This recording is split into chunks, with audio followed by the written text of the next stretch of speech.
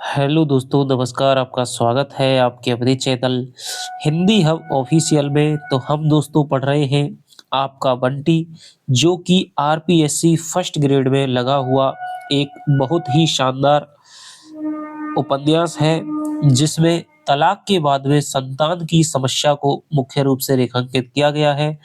आपका बंटी, तो इस कहानी का जो आपका नायक है वो एक छोटा बच्चा है जिसका नाम है बंटी। और 2 भाग हमने इसके पढ़ लिए थे। पहले भाग में हमने देखा कि उसकी जो माता है वो एक कॉलेज में प्रिंसिपल है, तैयार होके मेकअप करके जाती है। बंटी सोचता है कि मेरी मम्मी इन शीशियों को लगाने के बाद में उसका चेहरा है वो मुखौटा ही बदल जाता है। क्योंकि पहले वो जाता था स्कूल में तो उससे सब लाड प्यार करते थे, लेकिन स्कूल में मम्मी का जो रवैया है वो अनुशासन की वजह से कुछ अलग ही होता है।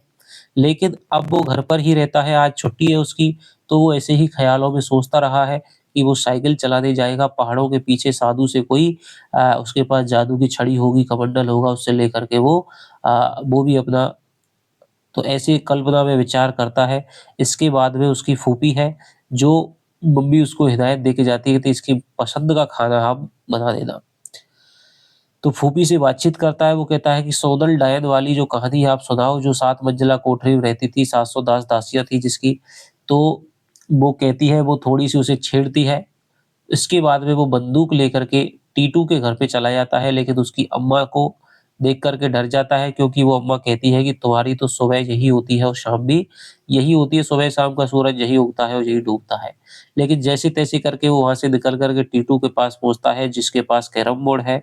और हम देखते हैं कि बंटी के पास खिलौनियों से भरी हुई अलमारी है, लेकिन फिर भी वो उस तरह का बच्चा नहीं है जिस तरह का टीटू है, जिसके पास अभाव है, खिलौनों के बच्चे नहीं हैं, पिता-माता उसके पास हैं। तो यही सबसे बड़ी यहाँ पर खुशी है, वो लेखिका ने समझानी चाहिए है। इसीलिए टीटू में एक अलग ही प्रकार का गौरव है, अलग ही प्रकार का टशन में रहता है। कैरम बोर्ड के लिए बंटी को चढ़ाता है। जब कैरम बोर्ड खेल रहा होता है, छन्नों के साथ में वो बंदूक को दिखाता है, कहता है कि चल निशाने लगवाएँगे, तो वो छोड़ कर के भागने लगता है, तो छन्नो उसको कहती है कि भाई हारने लग गया है तब यहाँ से जा रहा है। दोनों में बातचीत होती है, बातचीत-बातचीत में टीटू है वो उसको छेड़ता है कि भाई तुम्हारा पापा तो क्या है, तुमको चीज़ें भेज देता है लेकिन तुम्हारे साथ नहीं रहता है, क्योंकि तुम्हारे और मम्मी-पापा का तलाक हो गया है। और ये मुझे अपने घरवालों से, अम्मा से और मेरे पिता से पता चला है।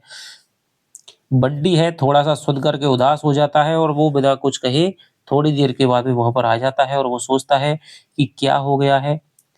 ये तलाक क्या होता है? लड़ाई होती है, क्या लड़ाई में फिर दोस्ती नहीं हो सकती? तो मम्मी से वो लॉन में मम्मी शाम को सो रही होती है किताब लेकर के, और वो एक मोगरे का फूल है उसके सर में घोंप देता है। मम्मी उसे लाड करती है, तो वो पूछना चाहता है कि भाई पापा और आप क्यों नहीं रहते हैं? तो मम्मी कहती है कि पापा लोग तो ऐसे ही होते हैं। मम्मी है वो ही बच्चों से प्यार करती है। इसके बाद में उदासी है वो छा जाती है, तो यहाँ पर हमारा जो पहला अंक है, पहला जो भाग है वो खत्म हो जाता है।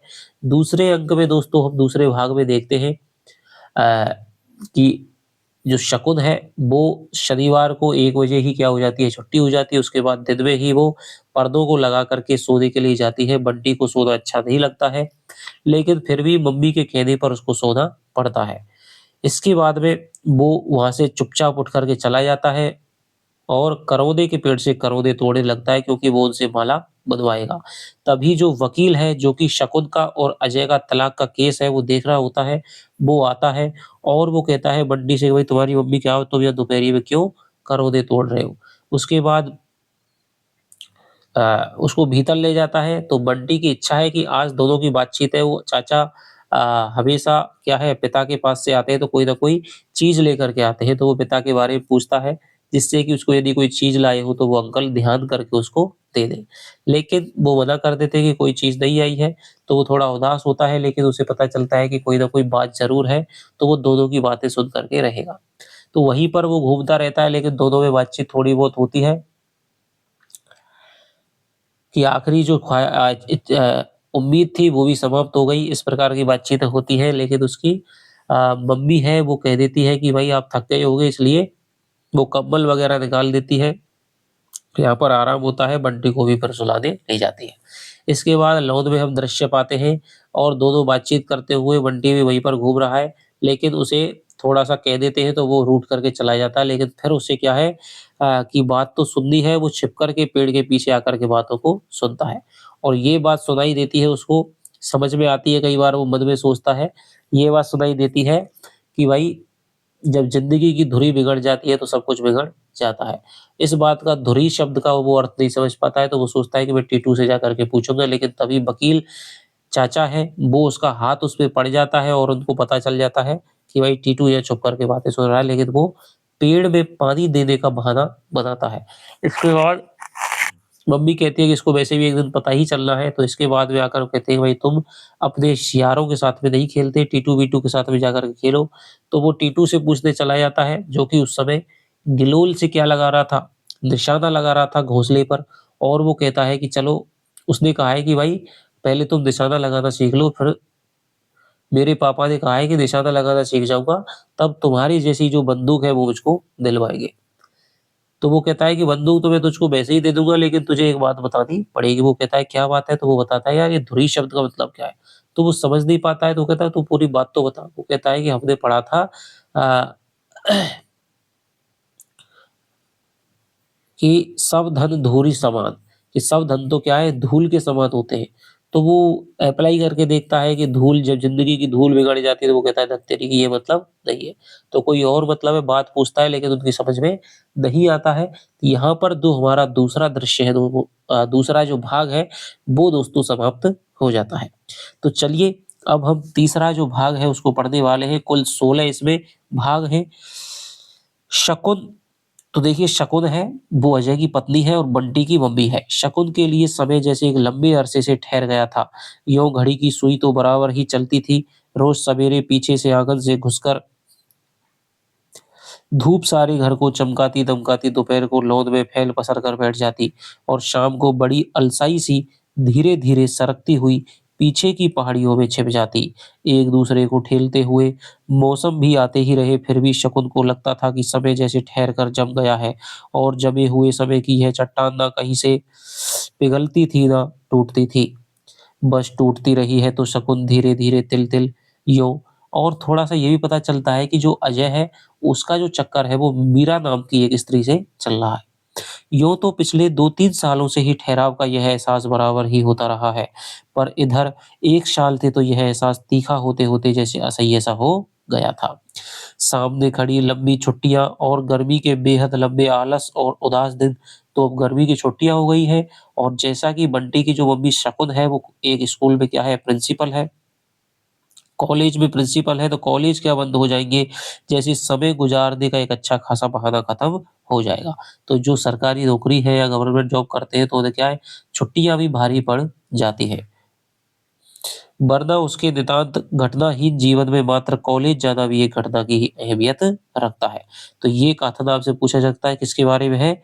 शकुन के बारे में लेखिका ने कहा है। कॉलेज और कॉलेज के साथ जुड़ी अनेक समस्याओं की आड़ में वह कम से कम किसी में व्यस्त रहने का संतोष तो पा लेती है। वरना उसकी अपनी ज़िंदगी में कुछ भी तो ऐसा नहीं है जो क्षण भर को भी उत्तेजना पैदा कर सके। बंटी यदि सिर के बल खड़ा हो गया तो उसी को लेकर वह उत्तेजित सा महसूस करती रहती है। यदि उसने ठीक से खाना नहीं खाया, या कि वह किसी बात पर ज़िद करके रो दिया, या कि उसने कोई ऐसी बात पूछ ली जो इस उम्र के बच्चे को नहीं पूछनी चाहिए, तो वह उत्तेजित होने की स्थिति तक परेशान हो जाया करती है। हालाँकि भीतर ही भीतर वह भी कहीं जानती है कि इसमें से कोई भी बात उसे सही अर्थों में उत्तेजित करके नहीं थकाती, वरन सही अर्थों में उत्तेजित होने के प्रयत्न में ही वह थक जाती है। केवल थक ही नहीं जाती, एक प्रकार से टूट जाती। तो यहाँ पर एक स्त्री की मानसिकता को भी बताया गया है कि अपने पति से दूर रहने के बाद उसके जीवन में कोई भी उत्साह शेष नहीं रह गया है। वो कॉलेज के दिन भर के प्रोग्राम में, काम में ही अपने आप को व्यस्त रखने की कोशिश करती है। टीटू के साथ में व्यस्त रखने की कोशिश करती है, उत्तेजित होने या उत्साह बनाए रखने की कोशिश करती है, लेकिन उसकी ज़िंदगी में वो वाला उत्साह नहीं है, बल्कि वो उत्साह बनाने में क्या हो जाती है, निरुत्साहित हो जाती है। पर कल वकील चाचा ने उसके सामने जो प्रस्ताव रखा और आज जिसके लिए वे फिर आने वाले हैं, उसने उसके भीतर जैसे पूरी तरह से झकझोर दिया। हालाँकि वह समझ नहीं पा रही है कि आखिर कल की बात में ऐसा नया क्या था?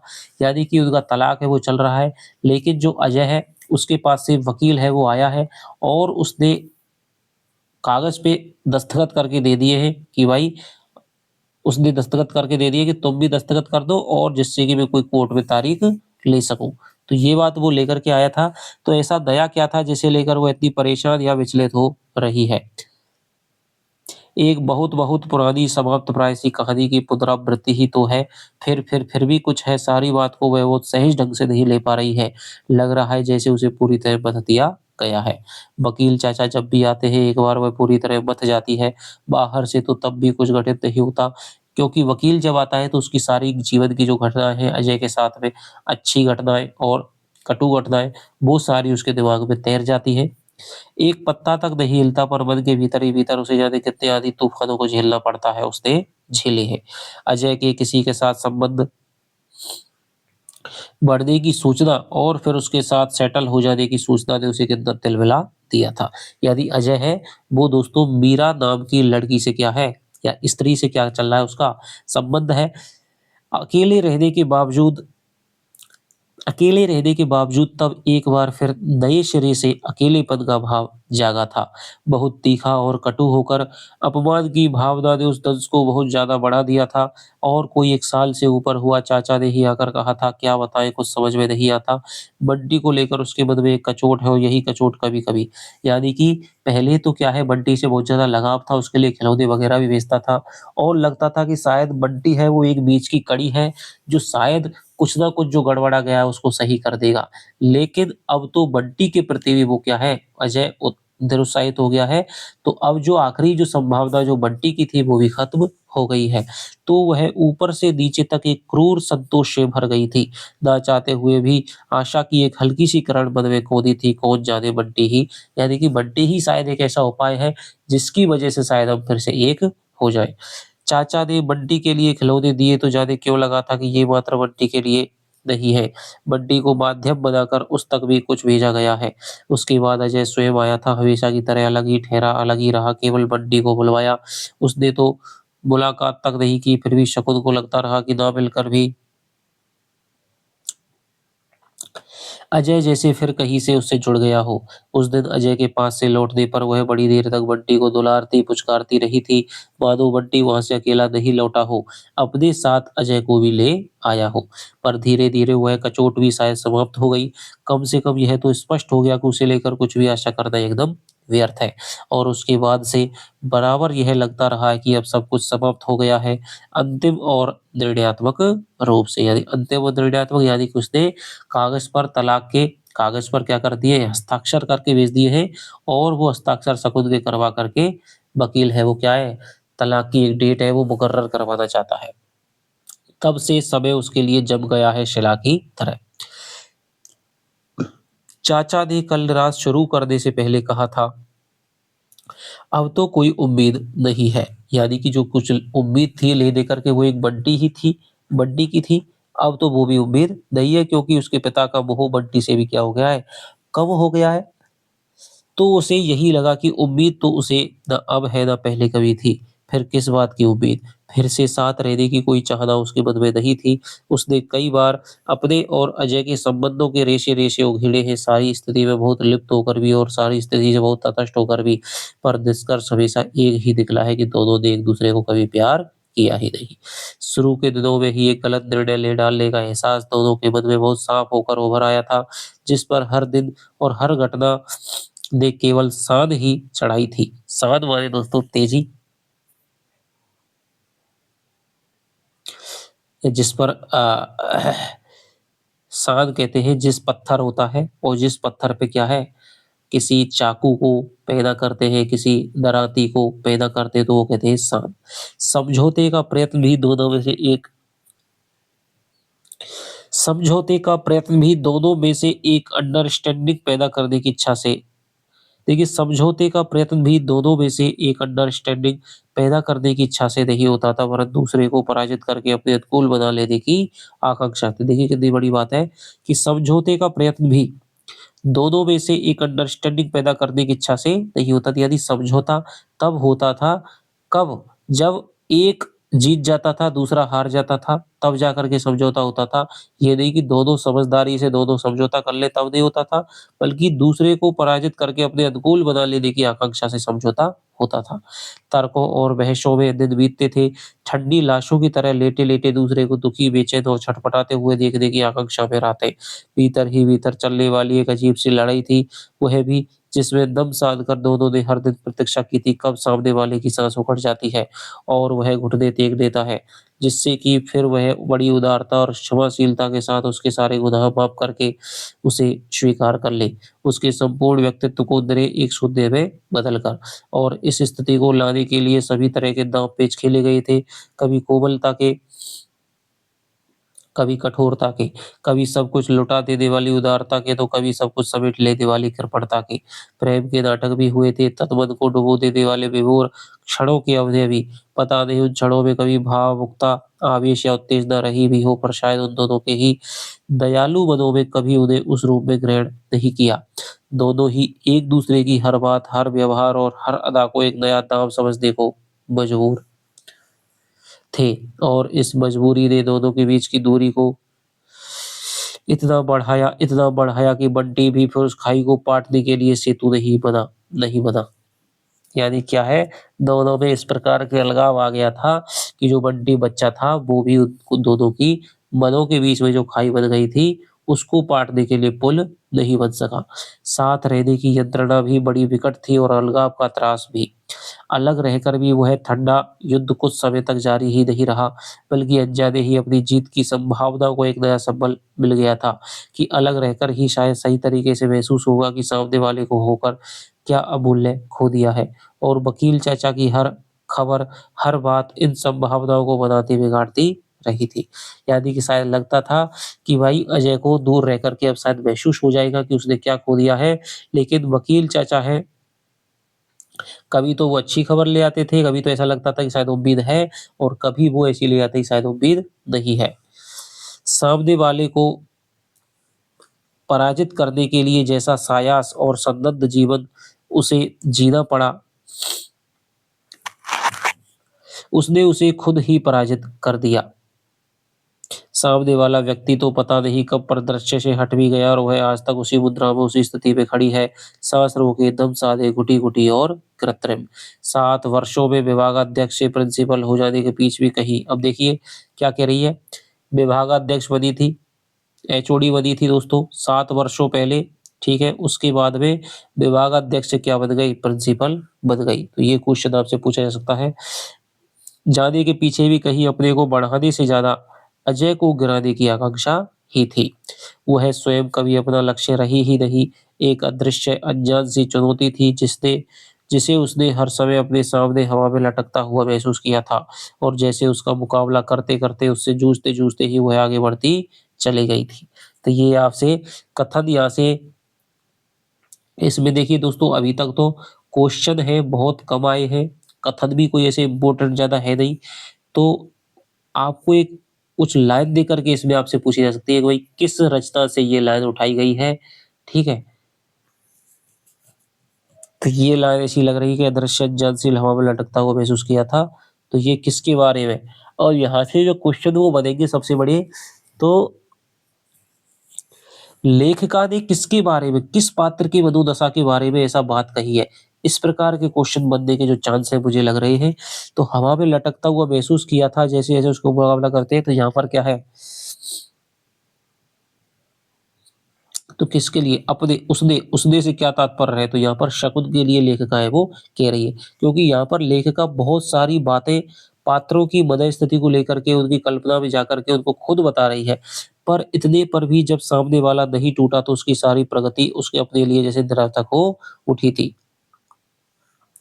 कल पहली बार मन में आया कि यदि वह अपनी दृष्टि अजय की जगह अपने ही ऊपर रखती, तो शायद इतनी मानसिक यातना तो नहीं भोगती। तब उसका हर बढ़ता हुआ कदम, उसकी हर उपलब्धि उसे कुछ पाने का एहसास तो कराती, पर अब नहीं, अब और नहीं। बीच में मेज पर दस्तखत किए हुए कागज एक गिलास के नीचे दबे हुए फड़फड़ा रहे हैं। मेज के इस ओर शकुन बैठी है, दूसरी ओर वकील चाचा। कितने दिनों के बाद अजय के हस्ताक्षर देखे थे और देखकर एक अजीब सी अनुभूति हुई थी, पर चाहकर भी वह उसे नाम नहीं दे पाई। एक अध्याय था जिसे समाप्त होना था और वह हो गया। 10 वर्ष का यह वैवाहिक जीवन। अब देखिए बहुत शानदार क्वेश्चन आ गया है कि शकुन और अजय की शादी को कितने वर्ष बाद तलाक हुआ? 10 वर्ष बाद में तलाक तलाक हुआ। एक अंधेरी सुरंग में चलते चले जाने की अनुभूति से भिन्न न था। आज जैसे एकाएक वह उसके अंतिम छोर पर आ गई है, पर आ पहुँचने का संतोष भी तो नहीं है। ढकेल दिए जाने की विवश का चोट भर है। पर कैसा है यह छोर, न प्रकाश, न वह खुलापन, न मुक्ति का एहसास। लगता है जैसे इस सुरंग ने उसे एक दूसरी सुरंग के मुहाने पर छोड़ दिया है। फिर एक और यात्रा, वैसा ही अंधकार, वैसा ही अकेलापन।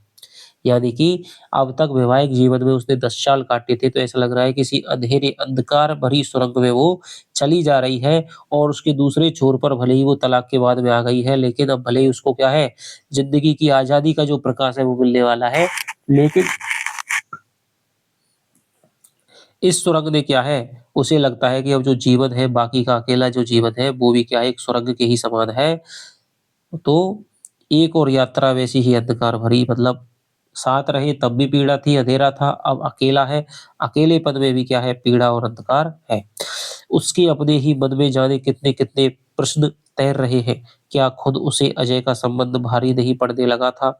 क्या वह खुद भी उससे मुक्त होना नहीं चाहती थी? तो फिर कैसा है यह दंश? क्या वह आज तक अजय से कुछ अपेक्षा रखती आई है? नहीं, अजय से कुछ ना पा सकने का यह दंश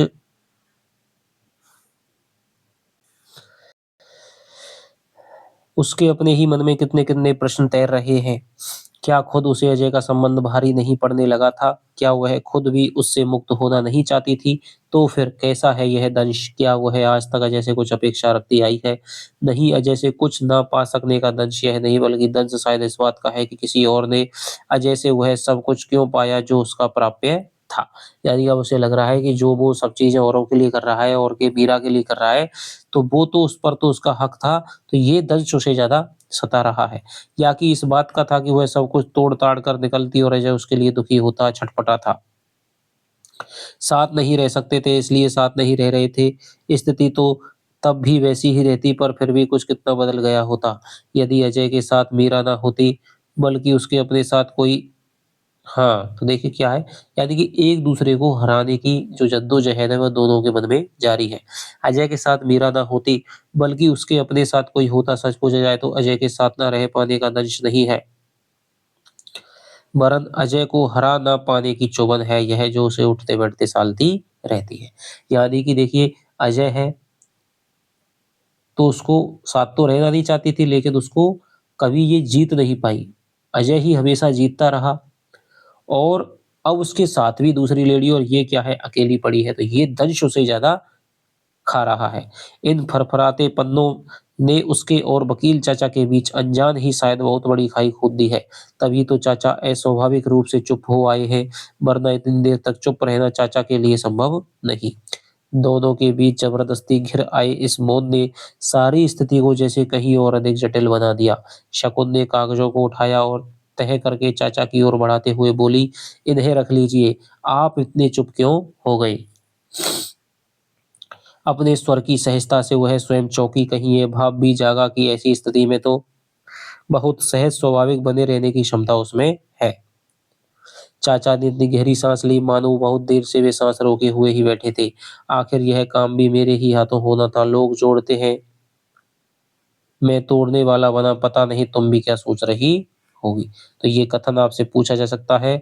वकील का कथन है, आखिर यह काम भी मेरे ही हाथों होना था। लोग जोड़ते हैं, मैं तोड़ने वाला बना। तो ये किसका कथन है? वकील का कथन है। स्वर की व्यथा शकुन को ऊपर से नीचे तक सहला गई। कोई बहुत ही मीठी सी बात कहकर चाचा को आश्वस्त करने का मन हुआ। आया तो था कि आज तुमसे बहुत बातें करूँगा, तुम्हें समझाऊँगा, पर क्या बताऊँ, शकुन कुछ कहते ही नहीं बन रहा है। उनका स्वर एकदम भर्राया हुआ था। सीधे सच्चे मन से निकली हुई चाचा की इन बातों में उसे कहीं भी बनावटीपन या कृत्रिमता की बू नहीं आ रही थी। आप क्यों इतना गिल्टी फ़ील कर रहे हैं? इसमें नया तो कुछ नहीं हुआ, जो था उसे ही तो कानूनी रूप दिया जा रहा है। और कहने के साथ ही उसे लगा, काश वह अपने मन को भी ऐसे ही समझा पाती। दोनों के बीच फिर मौन घिर आया। वे दोनों और आसपास का सारा माहौल कुछ अजीब तरह से स्तब्ध था। केवल पास के पलंग पर सोया बंटी रह रहकर हाथ पैर चलाता था या करवट ले लेता।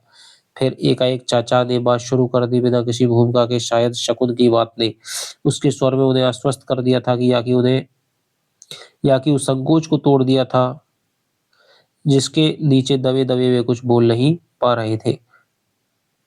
हो सकता है तुम्हें मेरी कल की बात का बुरा लगा हो। रात में भी इसी बात पर सोचता रहा था, पर बंटी को तुम्हें हॉस्टल भेज ही देना चाहिए। चाचा फिर अपने फॉर्म में आ गए थे, पर शकुन का मन सशंकित हो आया। शकुन जानती है कि हॉस्टल का आग्रह चाचा के अपने मन की उपज नहीं, वे उसे कलकत्ते से ढोकर लाए हैं। यह एक आदेश है जो सुझाव के खोल में लपेटकर उसके पास भेजा गया है। यानी जो अजय है दोस्तों, वो कहाँ रह रहा है? कलकत्ते में रह रहा है। यह एक आदेश है जो सुझाव के खोल में लपेटकर उसके पास भेजा गया और इसीलिए वह बहुत कटु हो आई।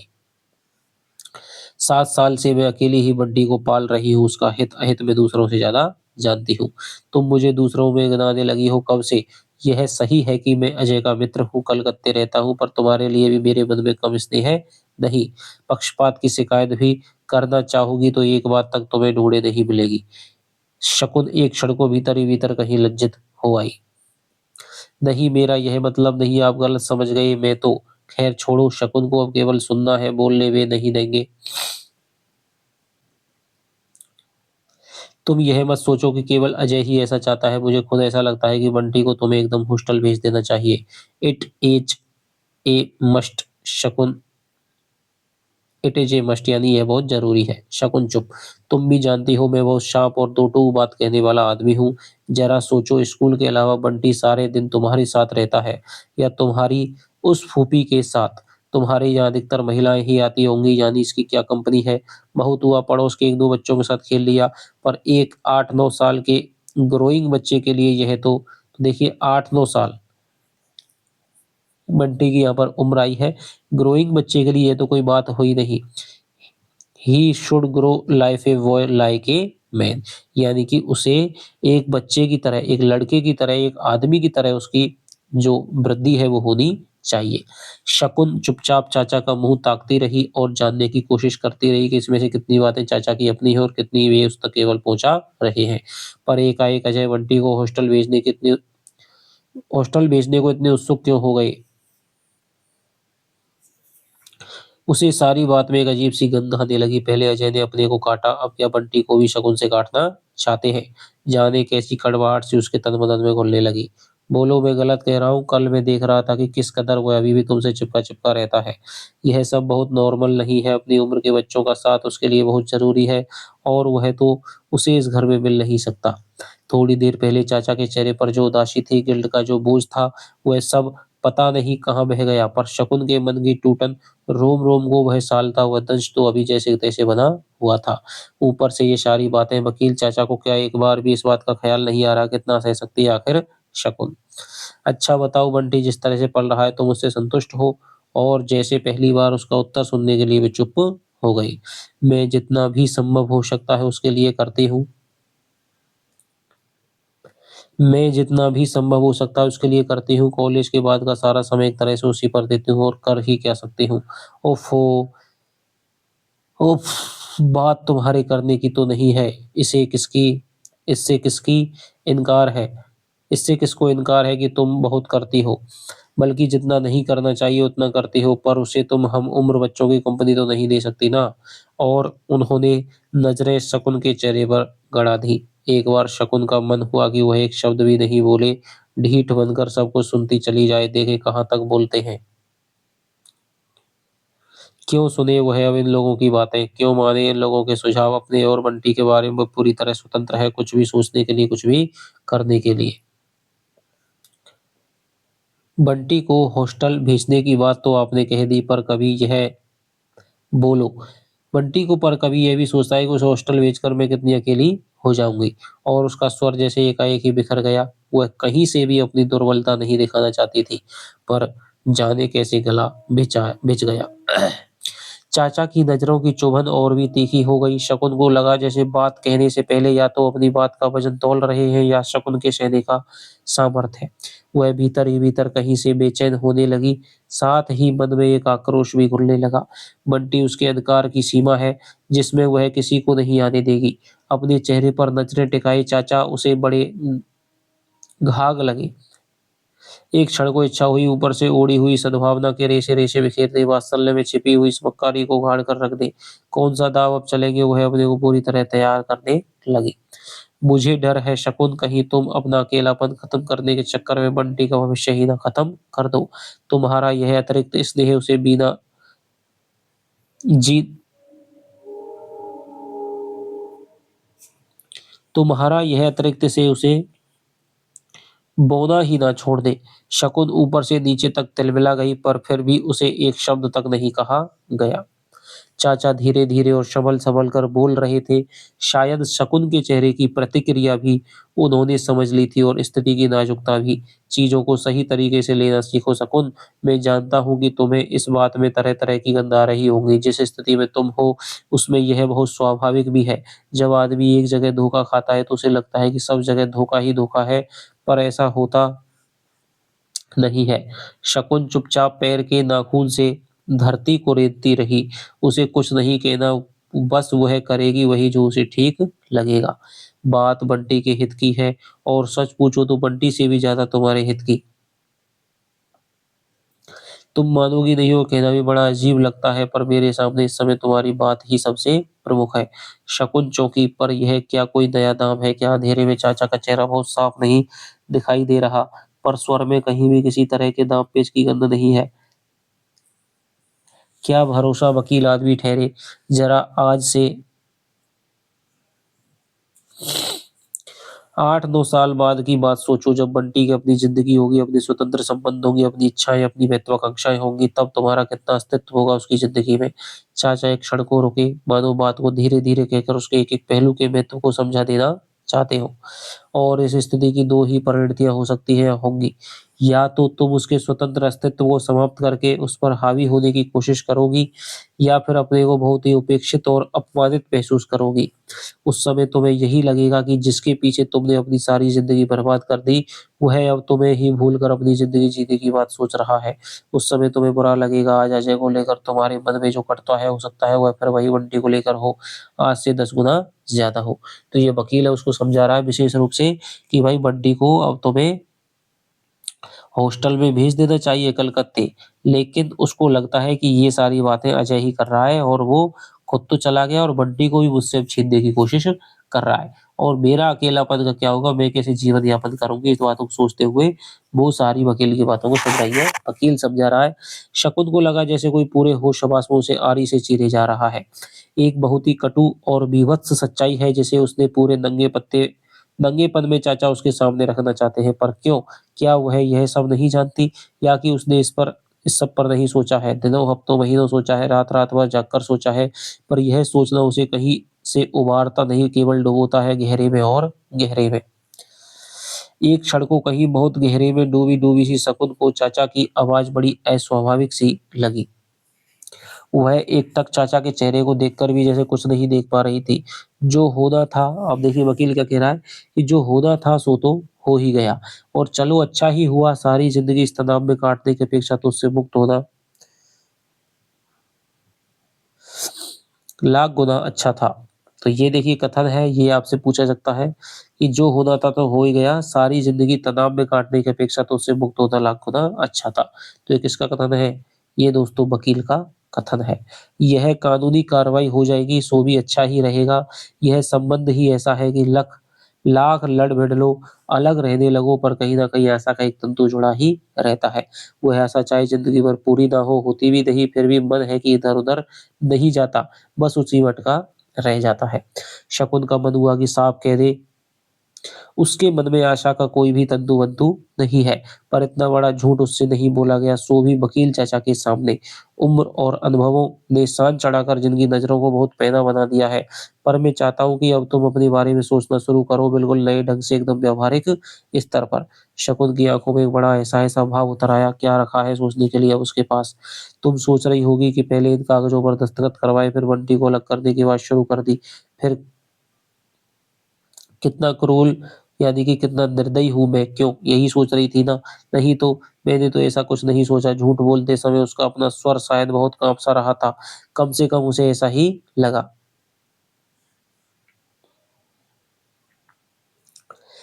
सोचा भी हो तो मैं बुरा नहीं मानूँगा, पर मैं तुम्हारी तकलीफ देने के लिए बंटी को अलग नहीं करना चाहता। बिना बंटी को अलग किए भी तुम सोच सको तो अच्छा है, पर इतना ज़रूर कहूँगा कि तुम केवल बंटी की माँ ही नहीं हो, इसलिए केवल बंटी की माँ की तरह ही मत जियो, शकुन की तरह भी जियो। चाचा का अभिप्राय वह समझ भी रही थी और नहीं भी समझ रही थी। ठीक है, जो कुछ भी हुआ वह वो सुखद नहीं है, पर वह अंतिम भी नहीं है। कम से कम तुम जैसी औरत के लिए वो अंतिम नहीं हो सकता, नहीं होना चाहिए। और एकाएक ही शकुन को वह रात याद आ गई, जब इसी तरह आमने-सामने बैठकर चाचा उसे समझा रहे थे। 2 जने साथ रहते हैं तो एडजस्ट तो करना ही पड़ता है शकुन, अपने को कुछ तो मारना ही पड़ता है। और जब उसके सारे हथियार चुक गए थे, तो बड़े हताश स्वर में बोले, यदि ऐसा ही है तो फिर अच्छा है, तुम लोग अलग हो जाओ। संबंध को निभाने की खातिर अपने को खत्म कर देने से अच्छा है कि संबंध को खत्म कर दो। विवाह के बाद से ही उसके जीवन के हर एक महत्वपूर्ण मोड़ के साथ चाचा किसी न किसी रूप में जुड़े ही हुए हैं। अब फिर किस महत्वपूर्ण दिशा की ओर संकेत कर रहे हैं ये। अगर अजय अपनी ज़िंदगी की नई शुरुआत कर सकता है तो तुम क्यों नहीं कर सकती? क्यों अपने को इतना बाँध-बाँध कर रखती हो? आखिर प्रिंसिपल होने के नाते यहाँ के भद्र समाज में तुम्हारा उठना-बैठना होगा ही इस दृष्टि से कभी। इस बार शकुन एकाएक जैसे चौंकी। क्या चाचा डॉक्टर जोशी की ओर संकेत कर रहे हैं? पर नहीं, जिस बात को पूरी तरह उभरने के पहले खुद उसने मन ही मन में दबा दिया, उसे चाचा जान ही कैसे सकते हैं, फिर भी वह हल्के से सावधान हो आई। तुम में क्या नहीं है, बुद्धिमान हो, पढ़ी-लिखी हो, प्रिंसिपल हो, सारे शहर में तुम्हारा मान-सम्मान है। फिर एक क्षण को ठहर कर हल्के से विनोद के साथ बोले, परिस्थितियों ने चाहे तुम्हें जितना तोड़ा हो, समय को तुमने अपने ऊपर हाथ नहीं रखने दिया। Really you seem to be age proof. यानी कि तुम खुद इसका वास्तव में प्रमाण लगती हो या देती हो। और इस वाक्य के साथ ही वातावरण जैसे हल्का हो गया। सारी बात को और अधिक सहज बनाने के लिए उन्होंने फिर कहा, जो कुछ हो गया उसे भूल जाओ। बीती बातों को काटते रहना बूढ़ों का स्वभाव होता है, पर तुम तो पास सोए। तो देखिए, बीती बातों को काटते रहना बूढ़ों का स्वभाव होता है। तो ये किसका कथन है?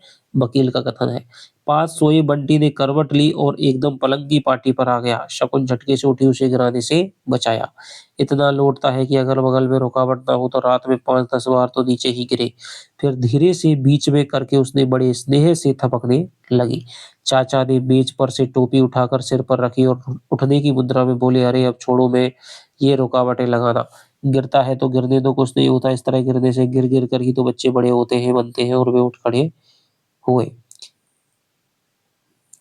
इस सिलसिले में मुझे एक अमरीकन की बात याद आती है। वह कुछ महीने यहाँ रह रहा था। देखने-सुनने के बाद बोला कि हिंदुस्तानी लोग बच्चों से प्रेम नहीं करते, उन्हें बच्चों से मोह होता है, अंधा मोह। सच कहता हूँ, तब मुझे बड़ा ताव आ गया था उस पर बाद में सोचा वह ठीक ही कहता था। एक आम हिंदुस्तानी बच्चे की सही ढंग से परवरिश करना जानता ही नहीं। प्यार और देखभाल के नाम पर माँ-बाप ही अपनों को इतना थोपे रखते हैं कि बच्चे पर कभी पूरी तरह से पनप ही नहीं पाता। और अपनी छड़ी उठाकर वे एकदम खड़े हो गए। उनसे दुगनी उनकी छाया लॉन में लेट गई। यह क्या आपदा में एकदम चल ही दी, और नहीं तो क्या 10:30 तो बज गए, वैसे भी आज सवेरे का निकला हुआ हूँ। कल तो चले जाएँगे ना? बस कल कूच, अगला चक्कर कब लगेगा अब आपका? साथ-साथ चलते हुए शकुन ने पूछा। अपना आना अपने मुवक्किलों के हाथ है, जब भी किसी की तारीख पड़ जाए। आगे बढ़कर शकुन ने फाटक खोला। चाचा घूमकर खड़े हो गए। देखो शकुन, मेरी बातों पर ज़रा गंभीरता से सोचना। जो कुछ मैंने कहा है, वह महज़ तसल्ली देने के लिए नहीं, बल्कि आई मीन इट। और उन्होंने बड़े स्नेह से शकुन का कंधा थपथपाया तो शकुन भीतर तक भीग आई। फिर एक क्षण रुक कर बोले, देखो अब जरा भी तारीख पड़ेगी, अजय आ जाएगा। बस एक 10 मिनट के लिए कोर्ट जाना होगा। इस किस्से को भी खत्म ही करो। अच्छा। और वे घूम पड़े। अंधेरे में तेज-तेज कदमों से चलता हुआ उनका आकार छोटे से छोटा होता चला गया और फिर मोड़ पर जाकर अदृश्य हो गया। पर शकुन जहाँ की तहाँ खड़ी रही। चाचा की उपस्थिति के स्वर की आत्मीयता के और लाजवाब तर्कों के जादू ने उसके मन की सारी शंकाओं और संदेहों को दूर कर दिया था।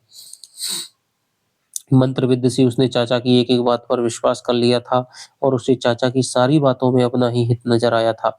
पर चाचा के अंतिम वाक्य ने जैसे एक झटके में सारा जादू तोड़ दिया।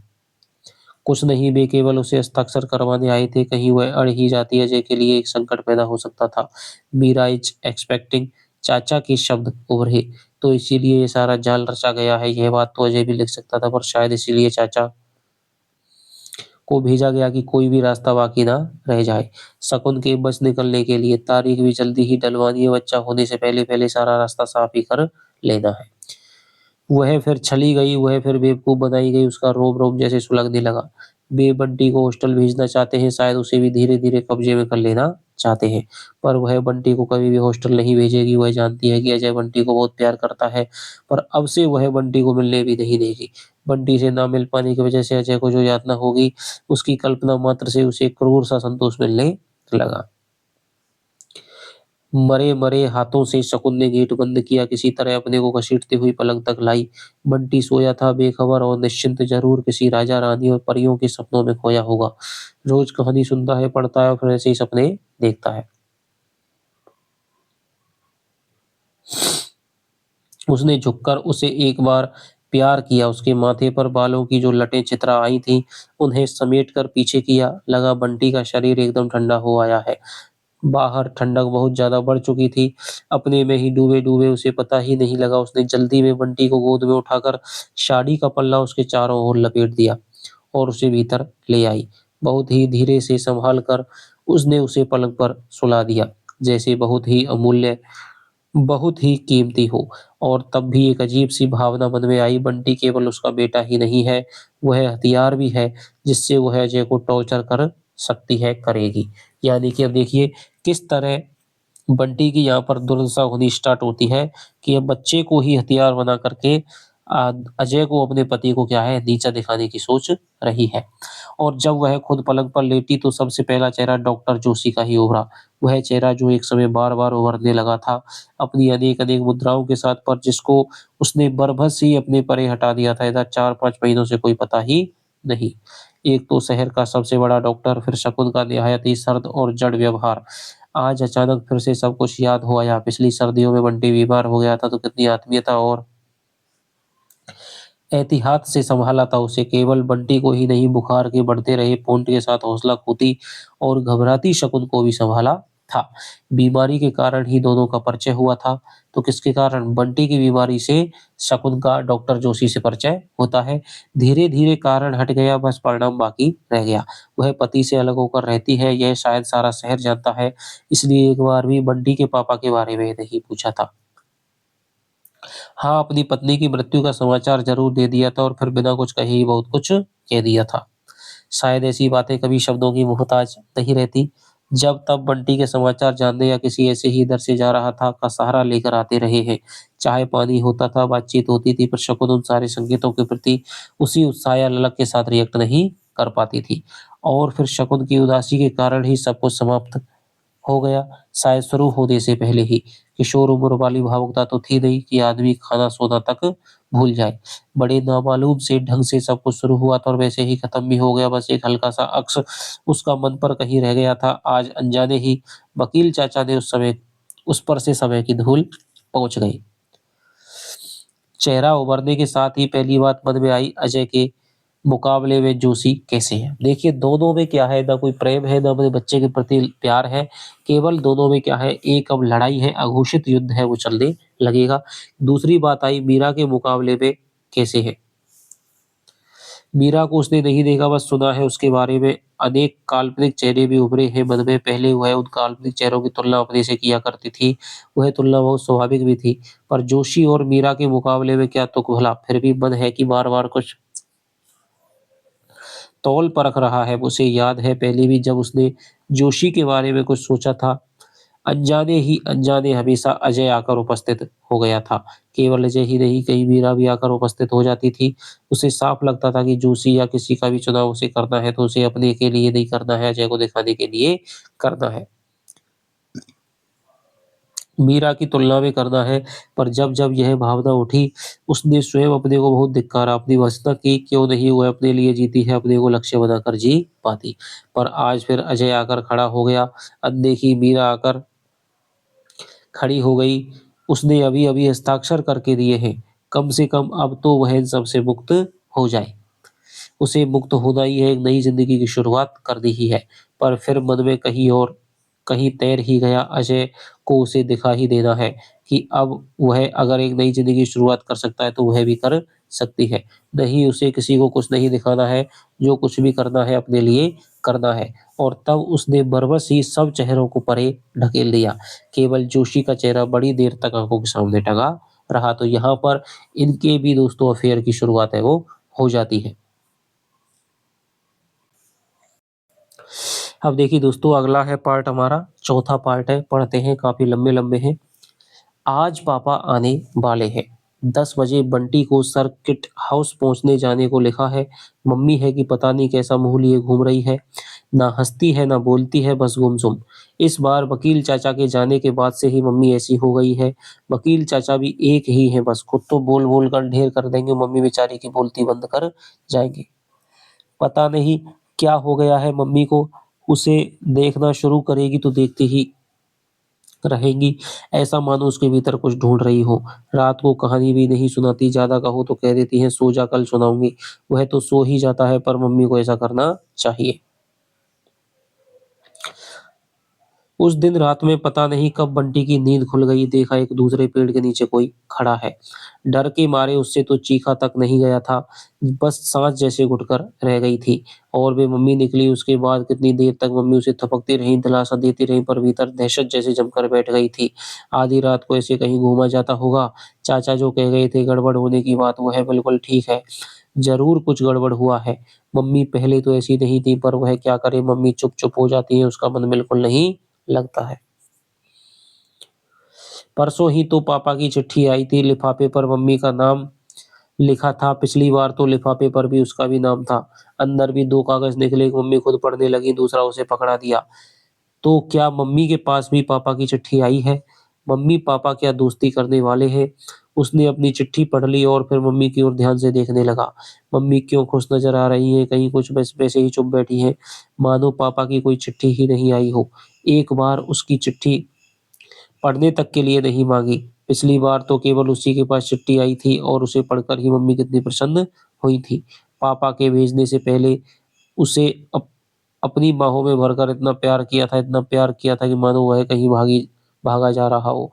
और जब वह लौट कर आया तो मम्मी उसे सवाल पर सवाल पूछे जा रही थी, और क्या कहा के मारे परेशान कर दिया था। मम्मी से छिपकर उसने मम्मी वाला पत्र उठाकर देखा। घसीटी हुई अंग्रेजी की 4-6 लाइनें थीं। वह कुछ भी समझ नहीं सका। उसका पत्र हिंदी में था, बड़े-बड़े साफ अक्षरों में। परसों रात को जब वह सोया तो बराबर उम्मीद कर रहा था कि मम्मी ज़रूर पहले की तरह प्यार करेंगी, कुछ कहेंगी, पर उन्होंने कुछ नहीं कहा, सिर्फ पूछा, "तू जाएगा पापा के पास?" यह भी कोई पूछने की बात थी भला? पापा आ रहे हैं और वह जाएगा नहीं, उसके बाद मम्मी बोली, "नहीं।" इस समय मम्मी उदास बिल्कुल नहीं है। मम्मी की उदासी वह खूब पहचानता है। बिना आँसू के भी आँखें कैसी भीगी-भीगी सी हो जाती हैं। अच्छा है बैठी रहे ऐसी ही, वह तब पापा के पास जाकर खूब घूमेगा, चीज़ें खरीदेगा, हाँ नहीं तो। वह जल्दी-जल्दी तैयार हो रहा है और मन ही मन कहीं उन चीज़ों की लिस्ट तैर रही है जो उसे माँगनी है। कैरम बोर्ड ज़रूर लेगा, पर एक क्या है, अब वो सोच रहा है कि भाई पापा से मिलूँगा तो मैं क्या लूँगा? अपनी जो मन की है यानी कैरम बोर्ड है, कैरम बोर्ड क्यों लेना चाहता है? क्योंकि टीटू के पास है और टीटू उसे चिढ़ाता है। एक व्यू मास्टर भी, दूध दलिया खा लो, फूफी अलग ही अपना मुँह फुलाए घूम रही है। पिछली बार भी पापा आए थे तो ये ऐसे ही भन्ना रही थी। जैसे इसके भी पापा से लड़ाई हो। मैं नहीं खाता दूध दलिया, बस रोज़ सड़ा-सा दूध दलिया बनाकर रख देती है। बंटी क्या बात है? कैसी सख्त आवाज़ में बोल रही है मम्मी। बंटी भीतर ही भीतर सहम गया। धीरे से बोला, हमें अच्छा नहीं लगा दूध दलिया। क्यों, दूध दलिया तो तुझे खूब पसंद है। एक दिन भी ना बने तो शोर मचा देता है। आज ही क्या बात हो गई? पसंद है तो रोज़-रोज़ वही खाओ, एक ही चीज़, बस मैं नहीं खाता। देख रही हूँ तू जैसे-जैसे तू बड़ा होता जा रहा है वैसे ही ज़िद्दी और ढीठ होता जा रहा है। अच्छा है, भत दौड़वा सबके बीच मेरी। कैसी बोल रही है मम्मी? इसमें भत दौड़वाने की क्या बात हो गई? वह नहीं खाएगा दूध दलिया, बिना नाश्ता किए ही चला जाएगा। वह मेज़ से उठ गया तो मम्मी ने एक बार भी नहीं कहा कुछ और बना दो। ना कहे उससे उसका क्या जाता है। हीरालाल को कल ही कह दिया था कि ठीक 9 बजे आ जाना। 9:30 बज रहे हैं पर उसका पता नहीं। बंटी बेचैनी से इधर-उधर घूम रहा है। थोड़ी-थोड़ी देर में घड़ी देख लेता है। मम्मी किताब लेकर ऐसे बैठ गई है जैसे समय का उन्हें कुछ होश ही नहीं हो। वो ये बताए कि 9:30 बज गए पर क्या फ़ायदा, कह देगी अभी आता होगा। वह सब समझता है, अब उतना बुद्धू नहीं है। मम्मी को शायद अच्छा लग रहा है कि बंटी पापा के पास अच्छा ना लग रहा है कि बंटी के पास जा रहा है। बंटी पापा के पास जा रहा है पर क्यों नहीं लग रहा है, उसकी तो पापा से लड़ाई नहीं है पर होता है शायद। एक बार क्लास में बिभू से उसकी लड़ाई हो गई थी तो उसने अपने सब दोस्तों की बिभू से कुट्टी नहीं करवा दी थी। शायद मम्मी भी चाहती है कि वह भी पापा से कुट्टी कर ले। तो मम्मी उससे कहती है, अच्छा मान लो मम्मी उससे कहती है तो वह कुट्टी कर लेता और उसके मन में ना जाने कितनी चीजें तैर गई। कैरम बोर्ड, व्यू मास्टर, बकेनो, ग्लोब, तो ये सारे क्या है दोस्तों, चीजें हैं जो वो पापा से मांगना चाहता है। तभी हीरालाल की छोटी लड़की आई। बापू को ताप चढ़ रहा है, वे नहीं आ सकेंगे। क्या हो गया? मम्मी की आवाज में जरा भी परेशानी नहीं है क्योंकि वो तो चाहती है कि बंटी अजय से मिले ही नहीं। हाँ, उनका क्या बिगड़ता? मैं तो चाहती ही है मैं नहीं जाऊं, मैं जरूर जाऊंगा चाहे कुछ भी हो जाए। बहुत जोर का ताप चढ़ा है, शीत देकर वे तो गूदड़े ओढ़ कर पड़े हैं। मुझे इत्तला वाली खबर देने को भेजा है और वह चली गई। अब बंटी रोदे-रोदे को हो आया। मम्मी एक क्षण चुप रही, फिर फूफी को बुलाकर कहा तो फूफी अलग मिजाज दिखाने लगी। बहू जी मैं नहीं जाऊंगी वहाँ। क्यों? बस तुम ही मुझे छोड़कर आओगी? बंटी फूफी का हाथ पकड़कर झूल आया। जल्दी करो, अभी चलो।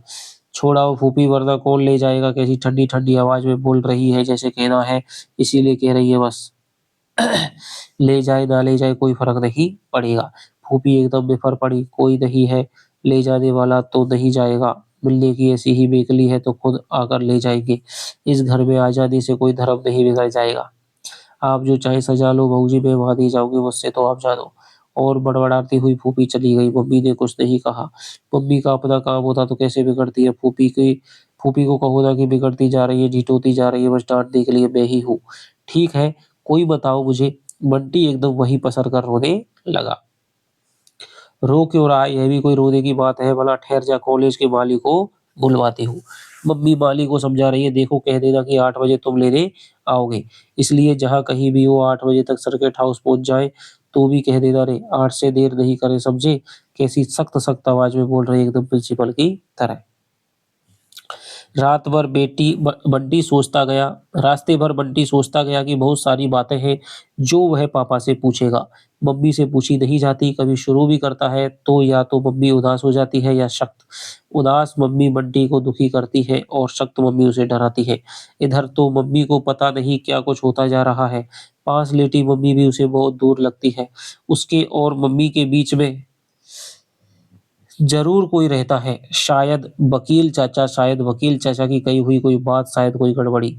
उसे कोई कुछ नहीं बताता, वह अपने आप समझे भी क्या। मम्मी की बात तो पापा से भी नहीं पूछी जा सकती, पर एक बात वह ज़रूर पूछेगा कि क्या तलाक वाली कुट्टी में कभी अब्बा नहीं हो सकती? अब्बा यानी दोस्तों मेल-मिलाप। तलाक वाली कुट्टी में कभी अब्बा नहीं हो सकती, यानी दोनों लड़ाई हो जाती है, जब बोलना बंद कर देते कुट्टी कहते हैं और जब चालू हो जाता है उसे अब्बा। अगर पापा भी साथ रहने लगे तो कितना मज़ा आए, पर ऐसी बात पूछने पर पापा ने डाँट दिया तो। पापा बाहर ही मिल गए, बंटी देखते ही दौड़ गया और पापा ने उठाकर छाती से लगा लिया, बंटी बेटा, और दोनों गालों पर ढेर सारे किस्सू दे दिए। इतनी देर क्यों कर दी? हम तो कब से राह देख रहे हैं तुम्हारी। हीरालाल बीमार पड़ गया, कोई लाने वाला नहीं था। तो ये आप याद रखना है, पहले कौन ले जाने वाला था? हीरालाल, लेकिन क्या पड़ गया वो बीमार, फिर माली लेकर के आया। माली ने 8 बजे वाली बात कही तो पापा बड़ी लापरवाही से बोले, हाँ, हाँ ठीक है, आ जाना 8 बजे, और बंटी को लेकर भीतर आ गए। कुछ किताबें, एक मैकेनो और एक टॉफी का एक डिब्बा बंटी के सामने फैले पड़े हैं। पसंद है सब? मुझे कैरम बोर्ड और व्यू मास्टर चाहिए। बड़े शर्माते हुए बंटी ने कहा, अरे तो तुम हमको लिख भेजते। तुम तो हमें कभी चिट्ठी ही नहीं लिखते। अच्छा कोई बात नहीं, अगली बार दिलवाएंगे। बंटी का मन हुआ कि यहीं से दिलवाने को कहने पर कहा नहीं गया। मम्मी होती तो जिद करके ले लेता। तुम तो इस बार बहुत बड़े हो गए। पापा उसे एकटक देख रहे थे, वह छिप गया। पापा है कि एक के बाद एक प्रश्न पूछे जा रहे। पढ़ाई कैसी चल रही है? अच्छे नंबर लाते हो ना? कल हमारे यहाँ इंस्पेक्शन था। इंस्पेक्शन माने दोस्तों जांच। मैं मैंने खूब अच्छे जवाब दिए तो इंस्पेक्टर साहब ने मुझे शाबाशी दी और सर ने भी। शाबाश! लो हमने भी शाबाशी दे दी और पापा ने उसकी पीठ थपथपा दी। और खेल कौन-कौन से खेलते हो? ताश, लूडो, कैरम। तो ये बंटी कह रहा है कि ताश खेलता हूँ, लूडो, कैरम खेलता हूँ। क्या कहा? ताश, लूडो, कैरम धत्तेरी की, ये भी कोई खेल हुए? लड़कियों के, क्रिकेट खेलो, हॉकी खेलो, कबड्डी खेलो, लड़कों वाले खेल खेलो, घर से बाहर निकल कर भागने दौड़ने वाले। अच्छा पेड़ पर चढ़ सकते हो? नहीं, मम्मी डाँटती है, कहती है गिर जाएगा। तैरना सीखा? तैरने की कोई जगह है? पता नहीं। साइकिल चलाना आता है? छोटी 2 पहिए वाली? मम्मी कहती है जब 10 साल का हो जाऊँगा तब दिलवाएँगी। दोस्त कितने हैं? टीटू। कौन है टीटू? घर के पास रहता है, हमारे स्कूल में पढ़ता है पर मुझसे 1 क्लास आगे है और कुन्नी है। तो कुन शायद टीटू की दोस्त तो पहली क्लास आई है, शायद चौथी क्लास में है। टीटू की हमने देखी थी यानी कि तीसरी कक्षा में है ये, पढ़ रहा है।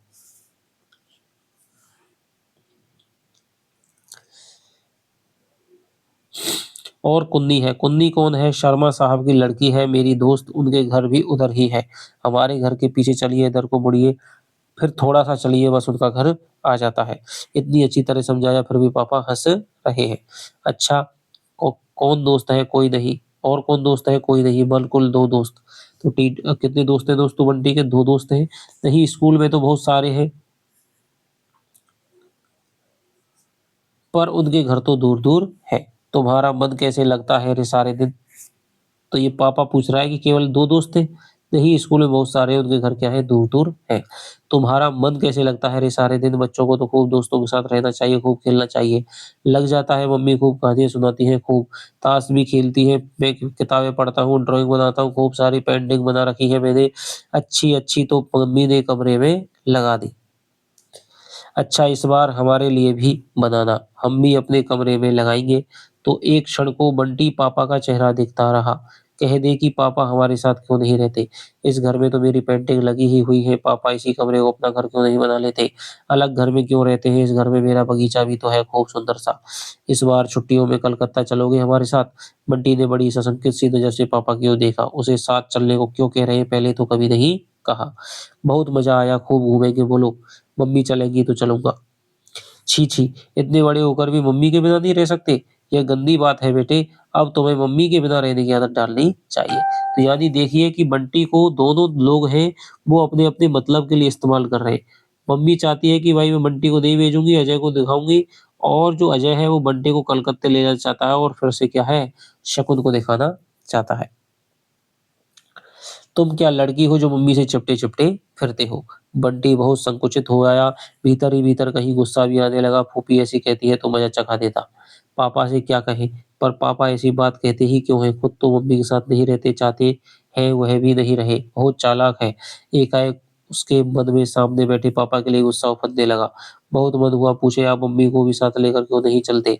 उसने एक उड़ती सी नज़र पापा की ओर डाली, पता नहीं पापा उसकी बात से कहीं नाराज़ ही हो जाएँ। वह पापा को जानता ही कितना है। मम्मी की तो हर बात का उसे पता है पर पापा बोलो इस बार छुट्टियों में तुम्हें वहाँ बुलवाने का इंतज़ाम करें? छुट्टियाँ खत्म हो जाएँगी तो वापस भिजवा देंगे।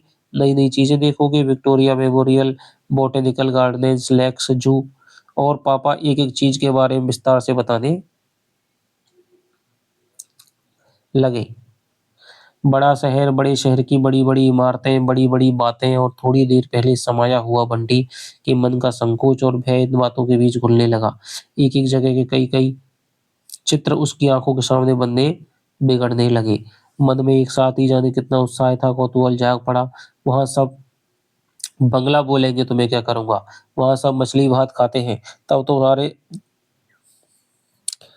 तब तो सारे शहर में मछली की बदबू ही आती रहती होगी। 13-14 तल्ले का मकान कितना ऊँचा होगा और वह नज़र ऊँची करके अंदाज़ लगाने लगा। हुगली में जहाज भी तो चलते हैं, हम देख सकते हैं भीतर तक जाकर। पीसी सरकार भी तो वहीं रहता है अब। आपने जादू देखे हैं उनके कमाल। 7 बौनों वाली कहानी के जादूगर जैसा है। 7 बौनों वाली कहानी के जादूगर जैसा है पीसी सरकार। अच्छा पापा, बंगाल की जादूगरनी देखी है आपने?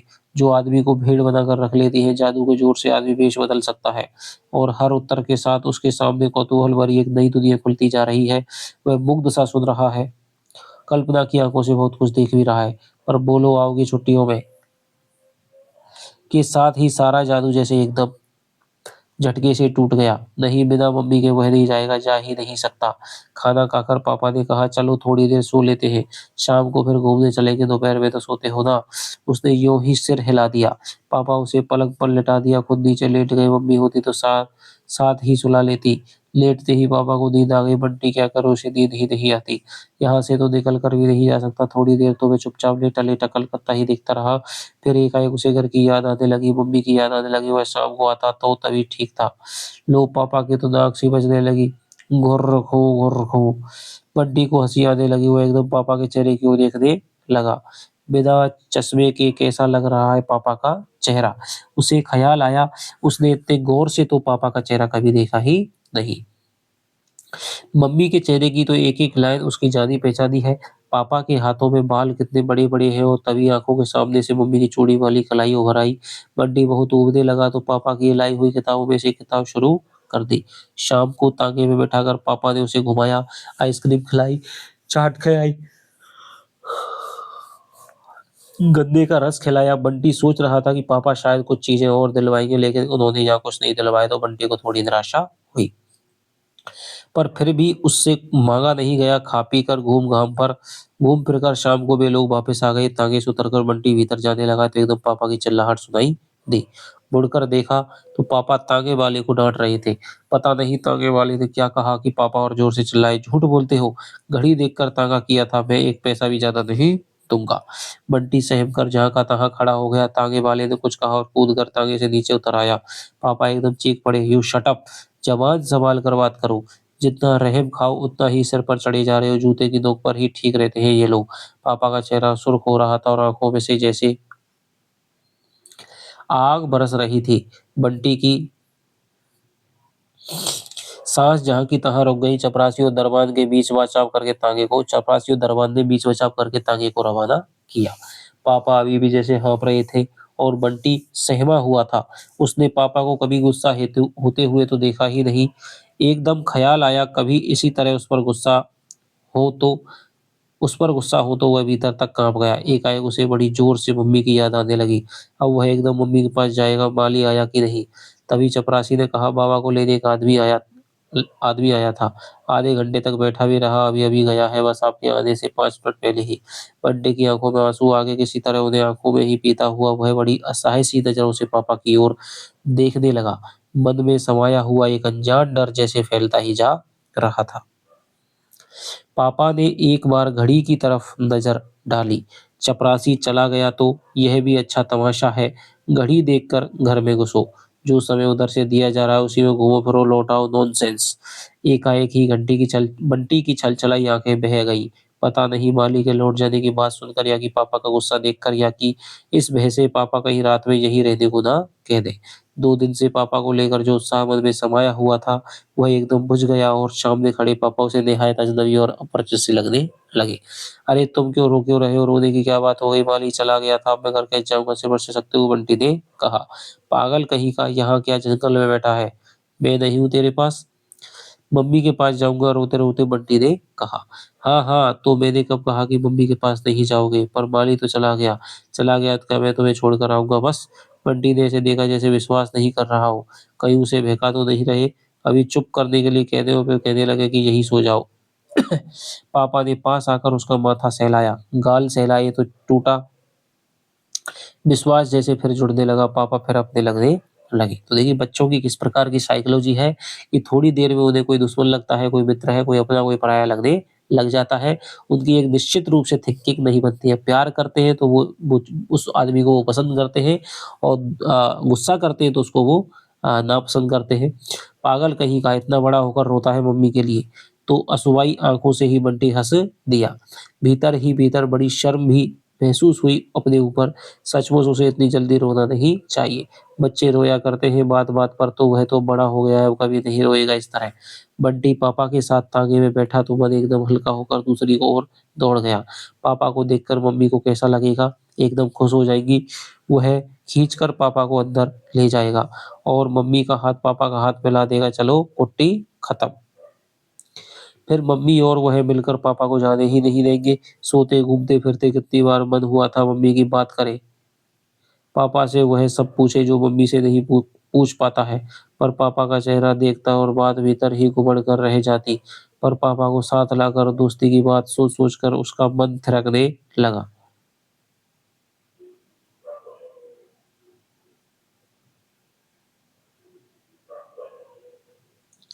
जाने कैसे-कैसे चित्र आँखों के सामने उभरने लगे। पापा, मम्मी और वह घूमने जा रहे हैं। पापा उसके साथ खेल रहे हैं, वह पापा के साथ मिलकर मम्मी को चिढ़ा रहा है या कभी मम्मी के साथ मिलकर पापा को। अजीब-सा उत्साह है जो मन में नहीं समा रहा है। कहानियों के ना जाने कितने राजकुमार मन में तैर गए हैं, जो अपनी-अपनी माँ के लिए समुद्र तैर गए थे या पहाड़ लांघ गए थे, वह भी किसी से कम नहीं है। माँ के लिए पापा को ले आया, अब दोस्ती भी करवा देगा, वरना कोई ला सकता था पापा को। अब चिढ़ाए फूफी की बंटी लड़की है, अब मम्मी कभी उदास नहीं होगी। लेटे-लेटे छत पर या आसमान नहीं देखेंगी। टीटू की अम्मा ये नहीं पूछे कि आते हैं तुम्हारे पापा यहाँ? उसने बड़े थिरकते मन से पापा की ओर देखा। पापा एकदम चुप क्यों हैं? अंधेरे में चेहरा ठीक से नहीं दिखाई दे रहा है। वह चाहता है कि पापा कुछ बोलते चले। कलकत्ता चलने की बात ही कहें या कि उसे लड़कों वाले खेल खेलने की बात ही कहें, पर कुछ तो कहें। बोलते हुए पापा उसे अपने पास से लगने लगते हैं। चुप हो जाते हैं तो लगता है जैसे पापा कहीं दूर चले गए हों। जैसे उसके और पापा के बीच में कोई और आ गया। उसकी उसी निकटता को महसूस करने के लिए उसने अनायास ही पापा का हाथ पकड़ लिया, पर पापा है कि बिल्कुल चुप। पापा की चुप्पी से बंटी के मन में अजीब तरह की बेचैनी घुलने लगी। कहीं दोस्ती की बात करते ही पापा चिल्लाने लगे, आंखें लाल-लाल करके, तो पापा का वही चेहरा उभर कर आया। ऐसे चिल्लाते होंगे तभी शायद मम्मी ने कुट्टी कर ली होगी। बंटी ने फिर एक बार पापा की ओर देखा। अंधेरे में पापा का चेहरा दिखाई नहीं दे रहा था। तो देखिए बिल्कुल हर बात को लेखिका है, मन में क्या चल रहा है, सबसे बड़ी यही मनोविज्ञान है और इसी पर यही इस उपन्यास का वैशिष्ट्य है कि पूरी तरह से मन की बातों को कोई बच्चा है, वो कहने से ज़्यादा क्या करता है, कल्पनाएँ करता है, सोचता है, विचार करता है। तो कैसी-कैसी चीज़ें वो सोचता है, उस मनोविज्ञान को लेखिका ही दिखा सकती है। तो इसीलिए हर बात को लेखिका वो अपनी भाषा में लिख रही है। बस यही घर है बाईं तरफ वाला। कॉलेज के पास आते ही ताँगा थम गया। बंटी ने कहा तो ताँगे ने बाईं तरफ को लगा दिया। बंटी ने हाथ और कसकर पकड़ लिया। हाथ पकड़ते ही पकड़ते वह तांगे से उतरा और वह एक तरह से पापा को खींचता हुआ गेट की तरफ चला। उसे लग रहा था कि यदि उसकी पकड़ जरा भी ढीली हुई तो पापा छूटकर चल देंगे। सड़क पर से ही वह चिल्लाया, मम्मी पापा आए हैं। लोध में से एक छायाकृति तेज-तेज कदमों से फाटक की ओर आई। फाटक खुला और मम्मी सामने आ खड़ी हुई।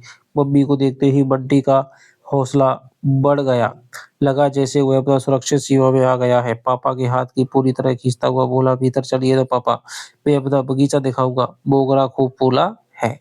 पर मम्मी और पापा जहाँ के तहाँ खड़े हुए हैं, चुप और जड़ बने हुए। मैंने आदमी भेजा था, आपको शायद लेटने में देर हो गई। सो वह राह देखकर चला आया, आपको तकलीफ करनी पड़ी। कोई बात नहीं, बंटी ने चौंक कर पापा की ओर देखा। यह पापा बोले थे। एकदम बदला हुआ स्वर, न प्यार वाला न गुस्से वाला। प्यार नहीं, उस सुर में ऐसा क्या था? बंटी की पकड़ ढीली हो गई। फिर भी उसने, पापा एक बार भीतर चलिए ना मम्मी, तुम कहो ना बेटी। बंटी रुआसा हो आया। कुछ देर बैठ लीजिए, बच्चे का मन रह जाएगा। मम्मी कैसे बोल रही है, किसी को ऐसे कहा जाता होगा ठहरने के लिए।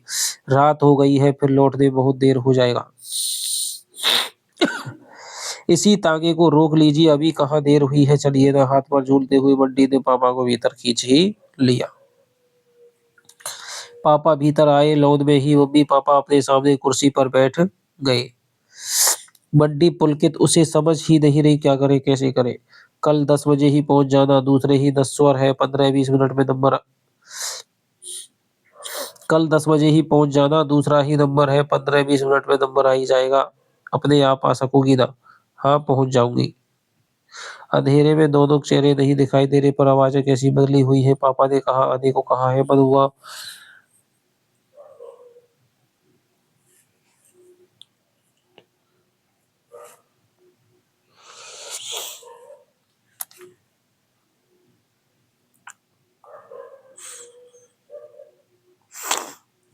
उसे बीच में ही नहीं बोलना चाहिए।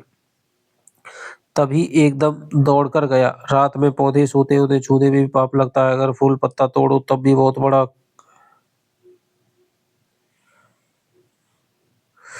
काला वाला पाप लगता है। यह बात अच्छी तरह जानते हुए भी बंटी अपने को रोक नहीं सका। 4-5 पत्तियों के बीच में 3 बड़े-बड़े मोगरे सवेरे ही खिले थे, उन्हें ही लंबी डंडी के साथ तोड़ लिया। कहाँ लगाऊं बुशर्ट में, कहीं फूल लगेगा, उसकी समझ में नहीं आ रहा था कैसे खातिर करे वह पापा की। लाओ हाथ में दे दो, पापा उठ खड़े हुए। यह मेरा बोया हुआ मोगरा है, मैं ही इसे सींचता हूँ रोज, दिन में आकर देखिए। बंटी ने फिर हाथ पकड़ लिया, वह जैसे पापा को जाने नहीं देना चाहता है। मम्मी भी साथ-साथ चली। फाटक पर आकर पापा ने एक बार उसके गाल थपथपाए, पीठ पर हाथ फेरा और फिर धीरे से हाथ छुड़ाकर तागे में जा बैठा। तागा चल दिया। बंटी सन्न सा रह गया। मम्मी का चेहरा नहीं दिख रहा था, पर उसकी अपनी आंखों में आंसू आ गए थे। आंसुओं के साथ-साथ थोड़ी देर पहले मम्मी-पापा के साथ रहने के जो चित्र उसके मन में बसे थे, सब बह गए, रह गए। वह भी मम्मी पहले की तरह बिल्कुल अकेले-अकेले। उसने बड़ी ही निरीह बेबस नज़रों से मम्मी को देखा। मम्मी शायद उधर ही देख रही थी जिधर तागा गया था, फिर धीरे से घूम गई।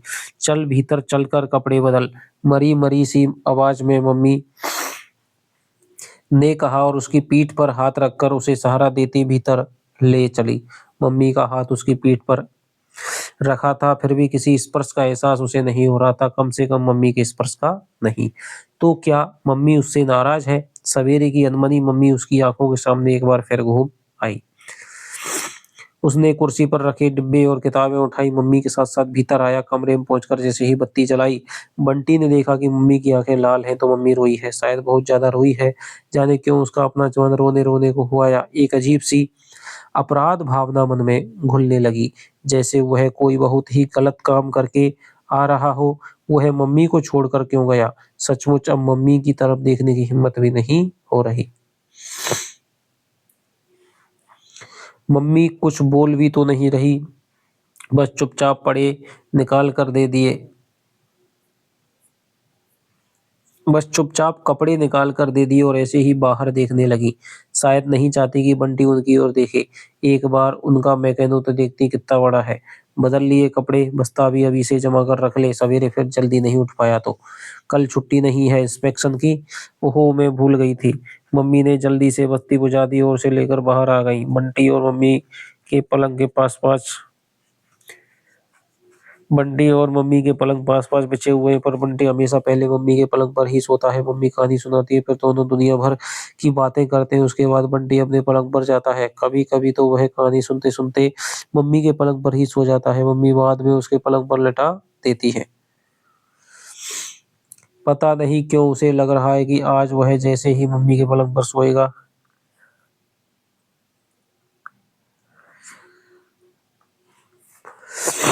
मम्मी मना कर देंगी, कहेंगी अपने ही पलंग पर सो, इतने बड़े हो गए हो अभी तक मम्मी के साथ सोते हो, या कुछ ऐसे ही कुछ भी।